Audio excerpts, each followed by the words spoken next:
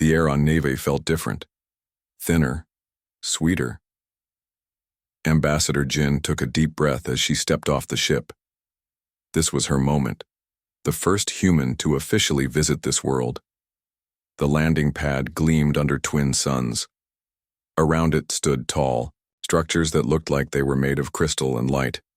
Jin smoothed down her uniform and checked that her translator was working. "Welcome to Nevea," said a musical voice. Jin turned to see one of the aliens approaching. The Nevehan was tall and slender with skin that shimmered like mother of pearl. Large silver eyes studied Jin with open curiosity. "I am Hana," the Nevehan said. "I will be your guide during your stay with us." She stopped exactly 3 steps away from Jin. Jin began to extend her hand but quickly pulled it back, remembering her briefing. "Thank you for welcoming me. I am Jin, Earth's ambassador." Hana tilted her head.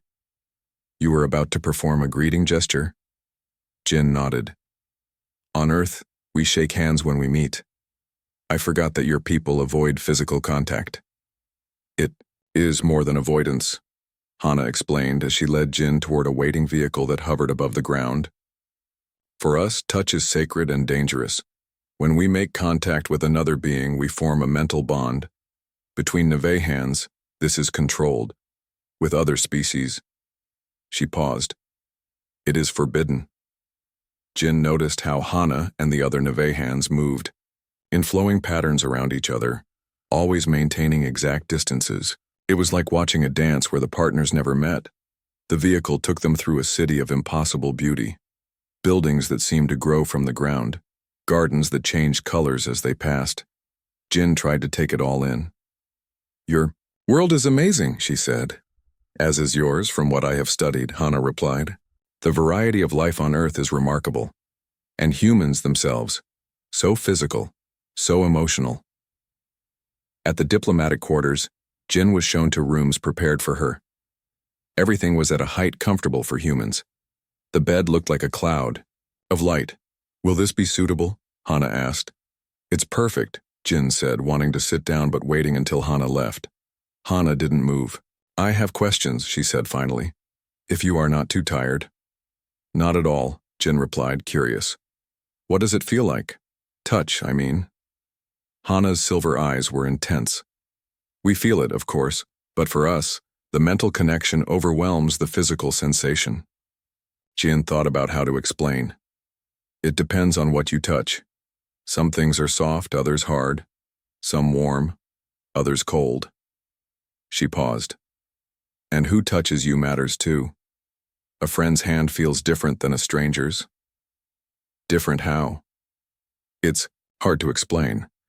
There's the physical feeling, but also the emotional one." Hana moved closer, still keeping the proper distance. "Show me?" Jin looked confused. "I thought touch was forbidden." "Direct touch, yes." Hana pointed to a small potted plant with blue leaves. "But you could touch this, and I could observe." Jin ran her fingers over the plant's leaves. They felt like silk. Hana watched, fascinated. "You use your hand so freely. For us, every touch must be considered carefully." Later that night, Jin couldn't sleep. The strange light of Neve's moons filled her room. A soft chime announced a visitor. Hana stood at the door. "I apologize for disturbing you, but I must know more." Jin invited her in, careful to maintain the proper distance. "Tomorrow you meet our council," Hana said. "They will test you, question your purpose here."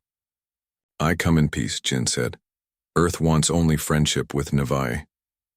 "Some of our people fear outsiders," Hana replied. "They believe contact with humans will change us." "Will it?" Hana looked at Jin's hands. "It already has. I have studied your species for years.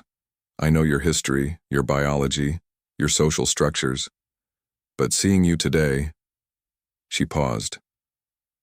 "The way you move through the world, touching it, feeling it, it awakens questions I have long buried." "What questions?" "Whether our laws protect us or limit us." Hana's voice dropped to a whisper. "I am not allowed to touch you, human. but I want to know what it would be like if I could." Jin said nothing, but something shifted between them, an understanding, a connection formed without physical contact. "Rest now," Hana said, moving toward the door. "Tomorrow will test us both." As Hana left, Jin realized this mission would be more complicated than anyone on Earth had imagined. It wasn't just about treaties or trade. It was about two species facing the most basic difference between them, the simple, profound act of touch. Jin woke to the sound of gentle music. It seemed to come from the walls themselves. After a week on Neve, she was still getting used to how everything in the Nevehan world blended technology with nature. She dressed quickly for her meeting with the Science Council. These daily sessions were tiring. The Nevehans asked endless questions about Earth, and Jin asked just as many about their world. Hana waited in the hallway, keeping the standard 3 steps away. "Did you sleep well?" Hana asked. "Better than yesterday," Jin replied. "I'm getting used to the lighter gravity." They walked together toward the science center. Jin had learned to move in the careful Nevehan way, following invisible paths that never brought her too close to others. It was like dancing to music only they could hear. "The head scientist has many questions about human biology today," Hana said. Jin nodded. "I'll answer what I can." The science center was a dome of what looked like living crystal. Inside, 5 Nevehans waited, their pearl skin gleaming under soft lights. Unlike Hana, who had chosen to wear clothes similar to human style, these scientists wore only thin robes that seemed to float around them. "Welcome, Ambassador," said the oldest one, named Tae. "Today we wish to understand human connection." For 2 hours they asked Jin about everything. How did humans form relationships? How did they share ideas? What role did physical touch play in human society? "It varies by culture," Jin explained. "Some humans touch often. They hug, kiss cheeks, hold hands. Others prefer more space." "But all humans touch sometimes?" asked Tae. "Yes, from birth. Babies need to be held." The scientists exchanged looks. One of them, me, leaned forward. "What happens if human babies are not touched?" "They don't develop properly," Jin said. "Touch is essential for our health, mental and physical." This caused a stir among the scientists. They spoke rapidly in their own language, which Jin's translator couldn't fully catch. Finally, Tae addressed Jin again. "This explains much about human behavior. Your need for physical connection shapes your entire society." On the way back to her quarters, Jin noticed Hana was quieter than usual. "Did I say something wrong?" Jin asked. Hana shook her head. "No. You made me think about our differences." She paused. "Would you like to see something few outsiders have seen?" Curious, Jin followed Hana to a small building at the edge of the city. It looked older than the others, built of actual stone rather than the living crystal. "This is our history house," Hana explained as they entered. The walls inside were covered with images, not digital displays but actual paintings. Jin gasped. The paintings showed Nevehans touching each other, holding hands, embracing. "Your people used to touch?" she asked. Hana nodded. "Long ago, before our telepathic abilities fully developed. When touch meant only physical connection, not mental, joining." Jin studied the images. What changed? As our minds evolved, touch became more powerful, more dangerous. Hana pointed to a painting of 2 Nevehans with their hands joined, their heads thrown back in what looked like pain or ecstasy. "When we touch, everything is shared. Thoughts, memories, feelings. Some connections became so intense that minds were lost." Lost? Burned out. Unable to separate self from other. Hana moved to another painting, this one showing Nevehan standing in the familiar distant pattern. "The laws protecting us from touch began as safety measures. Over time, they became our way of life." Jin was silent for a moment. "Do you ever miss it, touch?" Hana's silver eyes met Jin's. "How can I miss what I've never known?" She hesitated. "But since meeting you, I wonder." That night, Jin couldn't sleep again. She went to the small garden outside her quarters. The night air smelled like cinnamon, and something else she couldn't name. She was surprised to find Hana there, sitting alone, staring at the moons. Hana? Is everything all right? Hana looked up. I've been assigned to a new project. The Science Council wants me to study human emotional responses more closely. What kind of responses? To isolation. To connection. Hana's voice was soft. They are fascinated by how touch shapes your species. Jin sat on a bench across from Hana, keeping the proper distance. And what do you think about this project? I think... Hana paused, choosing her words carefully. I think our peoples have much to learn from each other. You build your connection through touch. We build ours through mental bonds. Both have power.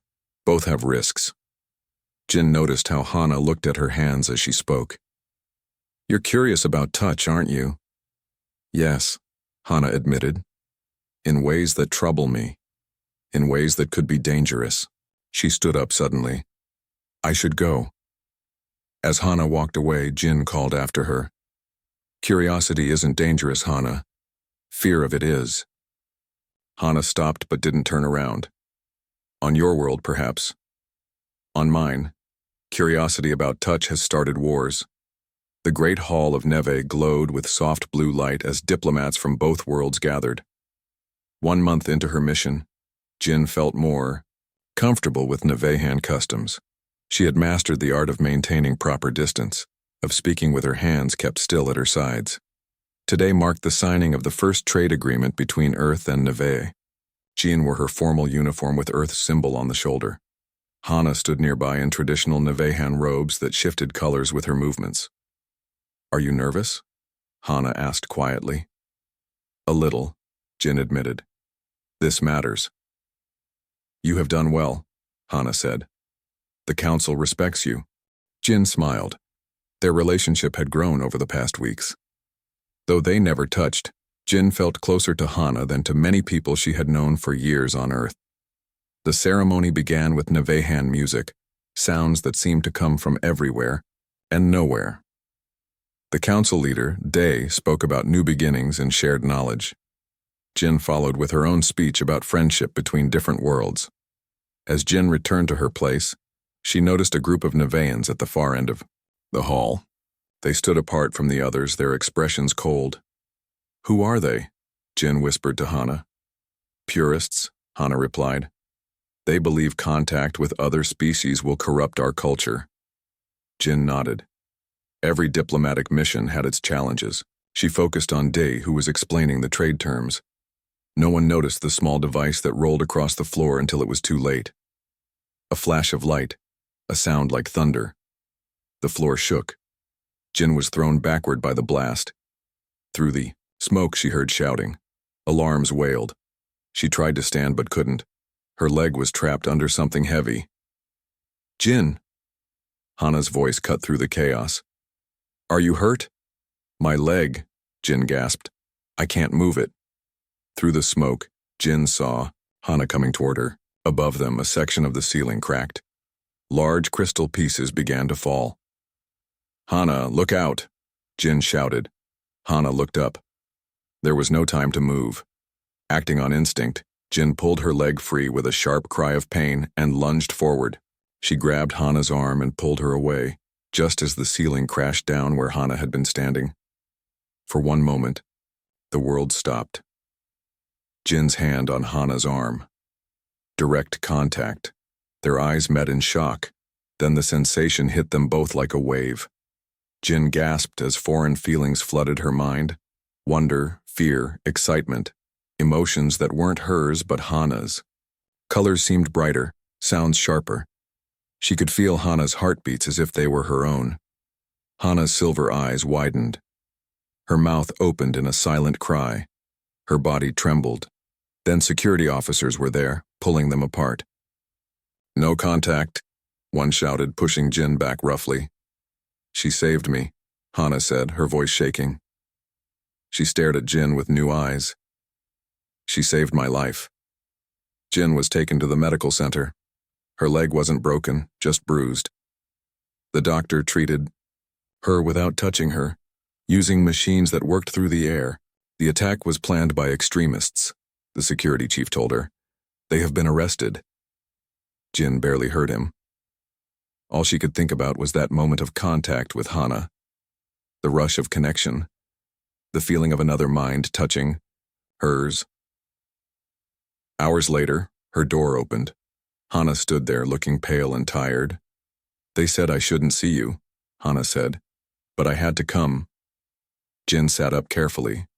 Are you okay? I don't know. Hana stayed by the door, keeping more than the usual distance. What happened between us, it's forbidden for good reason. It felt... Jin searched for words. Overwhelming, Hana finished. But also, she couldn't seem to find the right word, either. Real, Jin suggested. Hana nodded slowly. I felt your mind, your emotions, so different from ours, so bright, so immediate. She took a small step forward. I should be damaged by such contact. That's what our laws say. But I'm not. What happens now? Jin asked. The council is meeting. Some want you sent back to Earth immediately. Hana's voice dropped lower. They fear what happened between us. And what do you think? Hana looked at her hands, then back at Jin. I think I understood more about humans in that one moment of touch than in all my years of study. Her silver eyes seemed to glow in the dim light. And I think I understood more about myself too. Meaning our laws may protect us from danger, but they also keep us from truth. Hana's voice grew stronger. What we experienced shouldn't have been possible. A Nevihan mind touching a human one should have caused damage to both. But it didn't. Jin felt hope rising. So maybe there's another way. A way we can connect safely. Maybe, Hana said, but finding it will not be easy. She moved toward the door. Rest now. Tomorrow we face the council together. As Hana left, Jin touched her own arm where their skin had met. The memory of that connection lingered like an echo. The council's decision was swift and harsh. Jin would be sent back to Earth within 3 days. The incident at the ceremony had caused too much concern among the Nevahan people. It is for your safety as well as ours, Day explained. His voice was kind but firm.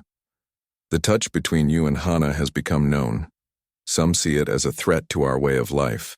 Jin tried to argue, but nothing bad happened. We proved contact is possible. One safe contact does not erase centuries of danger, another council member said. The laws exist for good reason. That evening, Jin packed her few belongings. Her mission had failed. Earth would be disappointed. More importantly, the connection that had begun between their worlds would be broken. A soft chime announced a visitor. Jin opened the door to find Hana. I'm sorry, Hana said. I tried to change their minds. Jin stepped aside to let her in. It's not your fault. Before you leave, Hana said, there's something I must show you. Something that might help Earth understand us better. She handed Jin a small crystal disc. This contains ancient records, history that most Nevihans don't know. Jin took it carefully. What kind of history? The true story of why touch became forbidden. Hana's voice dropped to a whisper. We were not always as we are now. A loud alarm cut through their conversation. Red lights flashed along the walls. What's happening? Jin asked. Hana's face paled. Security breach. She rushed to the window. Outside, people were running.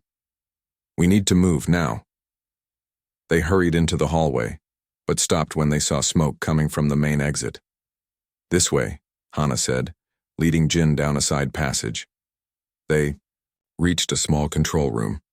Hana locked the door behind them. What's going on? Jin demanded. The purists, Hana said, checking the security screens. They've attacked the diplomatic quarters. They want to make sure you leave, or don't leave at all. On the screens they could see masked Nevahans moving through the building. Some carried weapons. Jin tried her communicator. It's not working. They're blocking signals, Hana explained. She moved to another panel. I can try to reach security, but the systems are damaged. Suddenly, the room's lights flickered and died. Emergency lights came on, casting everything in dim red glow. They've cut the power, Hana said. The environmental systems will fail soon. Jin felt the first hint of fear. How long do we have? Hours, maybe less. Hana worked frantically at the control panel. The air recyclers need power. Time passed slowly. The air grew stale. Jin sat on the floor, trying to stay calm. Tell me about the disc, she said. The history you wanted to share. Hana joined her on the floor, keeping the proper distance. Our people weren't always afraid of touch. Once we celebrated it. Her silver eyes reflected the red emergency lights. We used to touch freely, like humans do. What changed? As our telepathic abilities developed, touch became more powerful, more dangerous. Hana's voice grew tired as the oxygen thinned, but the real reason for the laws came later, during the Great Division. What was that? A civil war, thousands of years ago. Two factions fought over the future of our species. Hana's breathing became labored. One side believed we should use our touch abilities to connect with other species. The other feared outside influence. Jin leaned back against the wall, feeling lightheaded. And the fearful side won. Yes. They rewrote our history, made touch taboo, said it would destroy us. Hana closed her eyes briefly. But when you touched me, Jin, I felt no destruction, only revelation. The air grew thinner. Jin checked her watch.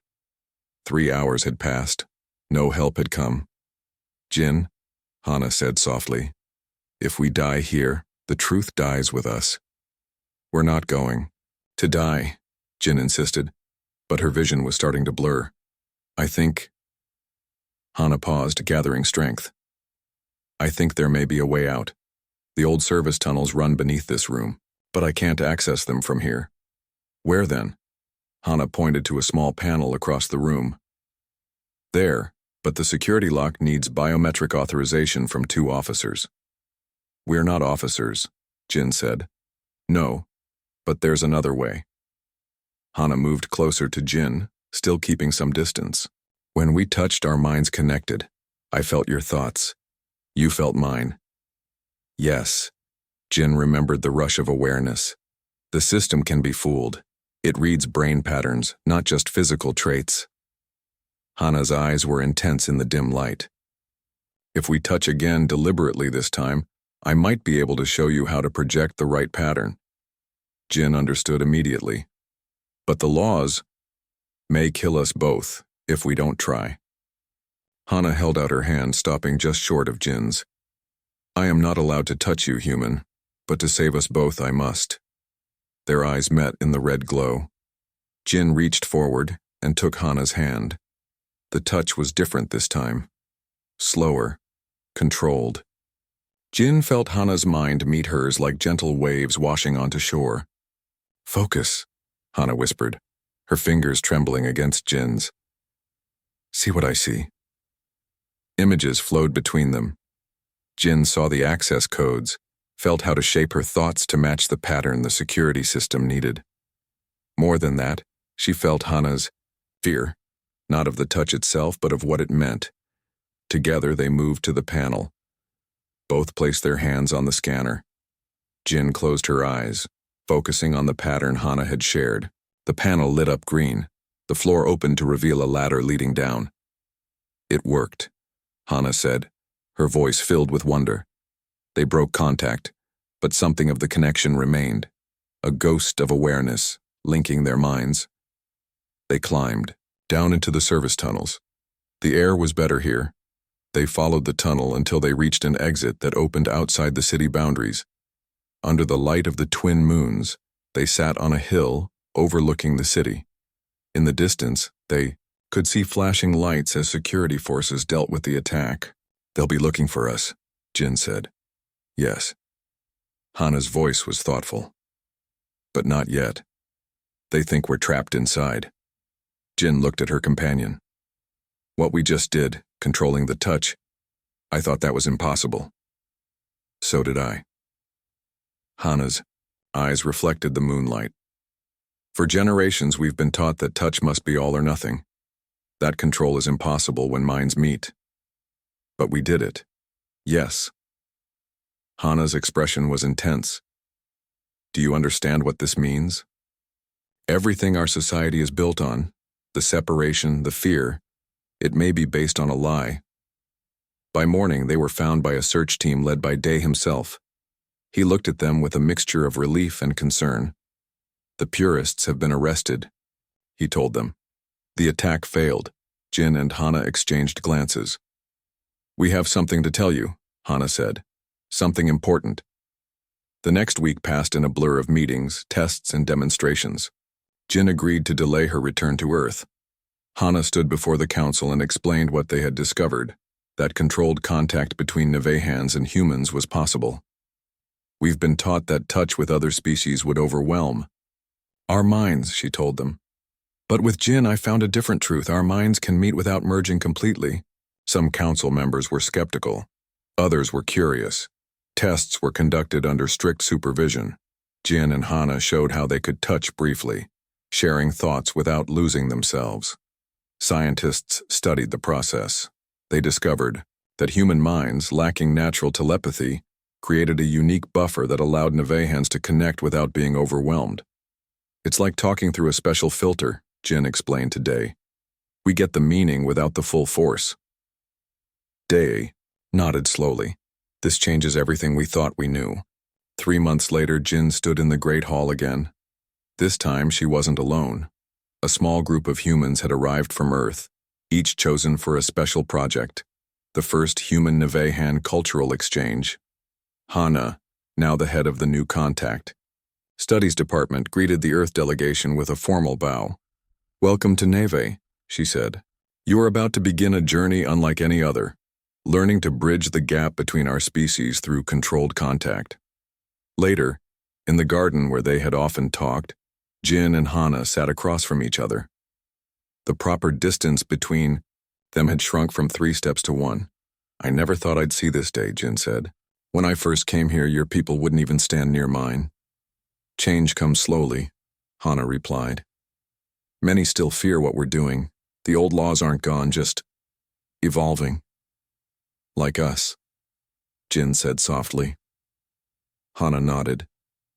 The council has asked me to continue our research, to find out if other species can connect with us as humans do. And what did you tell them? That I need a partner who understands both worlds? Hana's silver eyes met Jin's. They've asked me to formally request that you extend your mission for a year, perhaps longer. Jin smiled. I already sent the request to Earth. They approved it this morning. Hana's expression brightened. Then we continued together. Jin held out her hand, palm up, stopping just short of contact. May I? Hana looked at Jin's outstretched hand. Once, this simple gesture would have seemed dangerous, forbidden. Now it represented a new beginning. Slowly, carefully, Hana placed her hand above Jin's, not quite touching. Do you remember what I said to you that first day? About touch? You said you weren't allowed to touch me, but you wanted to. Hana lowered her hand until their palms met. The familiar warmth of connection flowed between them. Controlled now, gentle. Like a conversation instead of a flood. Now I am allowed, Hana said softly. And it's more wonderful than I imagined. Through their touch, Jin felt Hana's joy, her hope for the future. A future where 2 different worlds could learn to connect, one careful touch at a time. Beyond the garden, the twin suns of Neve began to set, casting the world in golden light. The first day of a new era.